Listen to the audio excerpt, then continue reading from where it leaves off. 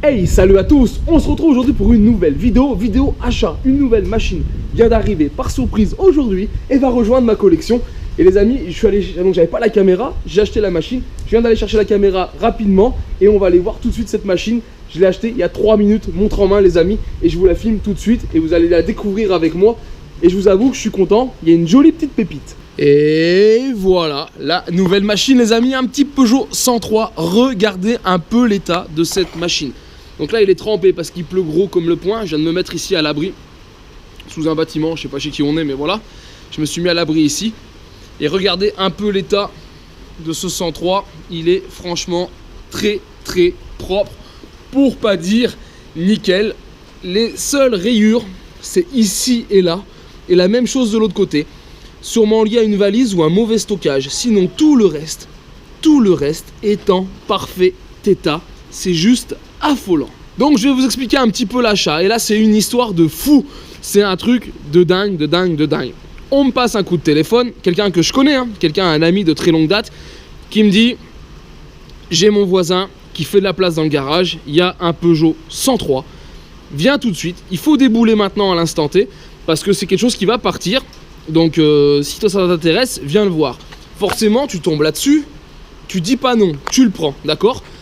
Et je vais même vous avouer la vérité, c'est que j'ai fait un chèque de 250 €, ce qui est plus que raisonnable entre le don qu'on pouvait me faire et l'achat qu'on pourrait le faire sur internet. Voilà, vu l'état de propreté de la machine, et en plus c'était du coup l'argent ira au fils de cette personne qui avait le 103, donc voilà c'est cool, ça fait un billet pour le petit jeune. Donc voilà, j'ai donné 250 balles pour ce 103. Moi je récupère ce 103, si j'en crois l'applique mine, c'est marqué que c'est un T051 version C avec une plaque mine qui est sortie en 86. Donc on est sur un 103 Vogue de base, d'accord, sans compteur et sans variateur, moteur fixe. Le kit déco est en parfait état. Les peintures sur les carters là sont en parfait état. J'ai pas ouvert ce qu'il y avait dans la boîte, ce sera la surprise plus tard. Mais voilà, on est pour 250 balles, j'ai un très beau 103 Vogue. Alors je viens de l'acheter mais il y a 4 minutes les amis, clairement, c'était le temps d'arriver, de prendre ma caméra que je n'avais pas avec moi. J'ai quand même fait un petit contrôle de base, c'est-à-dire ouvrir le doigt dans le réservoir et regardez, il n'y a quasi rien. Donc c'est juste un nettoyage à l'essence du réservoir et il sera en parfait état.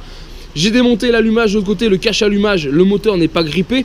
Je vais voir si je peux, je vais vous faire voir, je vais le tourner, je vous fais voir. Allez, je voulais retourner, regardez aussi l'état de ce côté, c'est assez ouf. J'ai démonté tout à l'heure ça, cache vario en métal, d'accord, sur ces années-là. Regardez l'allumage, ça n'a jamais vu le jour, cette machine n'a pas du tout forcé et j'ai une très bonne compression, sans souci. Donc voilà, là je suis heureux comme tout.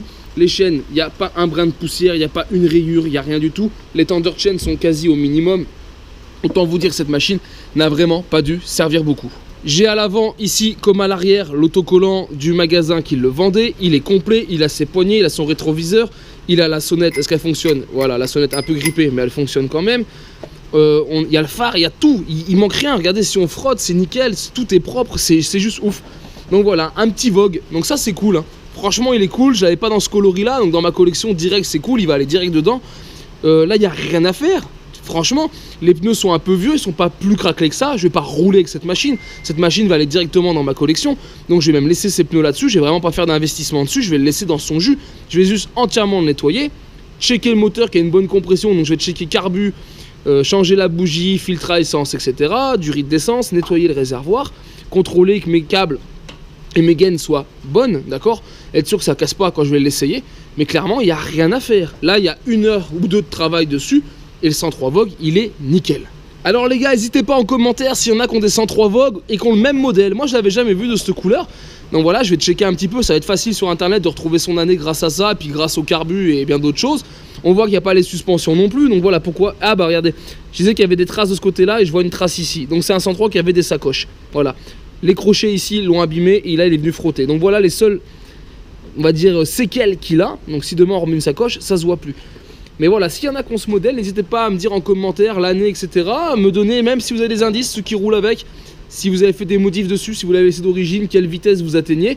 Parce que moi, voilà, le temps de redémarrer, je vous ferai peut-être une petite vidéo redémarrage. Et encore, je suis même pas sûr parce qu'il n'y a rien à faire, il n'y a pas grand chose d'intéressant à dire. Donc je pense qu'on se reverra juste pour la vidéo tuto. et la vidéo test. Donc voilà, d'ici quelques jours que je fasse tout ça, n'hésitez pas à me laisser en commentaire suite à cette vidéo et me dire si, combien vous prenez avec vos 103 Vogue, si c'est des bonnes machines ou pas. Moi j'ai peur, en plus donc moi je suis un peu lourd, d'accord, je vous l'ai déjà dit plusieurs fois, mais je fais un peu plus de 80 kg. Donc j'ai peur qu'un moteur fixe, ça soit très compliqué pour rouler ici à la montagne. Et peut-être pour ça aussi que cette machine n'a pas beaucoup roulé, n'a pas l'air usée.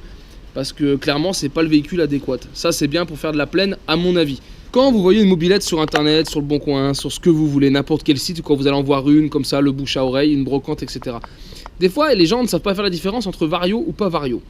Quand vous avez des petites couronnes comme ça, en règle générale, d'accord, je dis bien c'est la règle de base, c'est pas un modèle à Vario. Un modèle à Vario a une grosse couronne, d'accord, bien plus grosse que celle-ci. Parce que là si vous prenez le moteur et que vous essayez de le reculer, vous voyez, ça bouge. Pas de ouf, mais ça bouge. Pourquoi ça bouge? Parce qu'il y a quand même un ressort derrière. Donc c'est pas le ressort qui dit si c'est un Vario ou pas. Le ressort permet de faire la tension de courroie. Ok?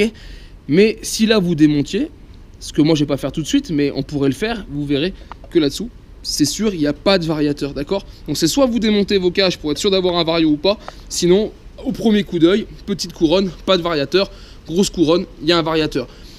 Et franchement, de ce que moi je roule et de ce que j'ai pu tester quand même, parce que j'en ai testé pas mal on va dire, un modèle à variateur est quand même beaucoup plus agréable à rouler qu'un modèle sans variateur, surtout si on veut faire du terrain vallonné. Ce genre de véhicule qui n'ont pas de vario, c'est pas fait non plus pour des personnes qui sont très lourdes, d'accord?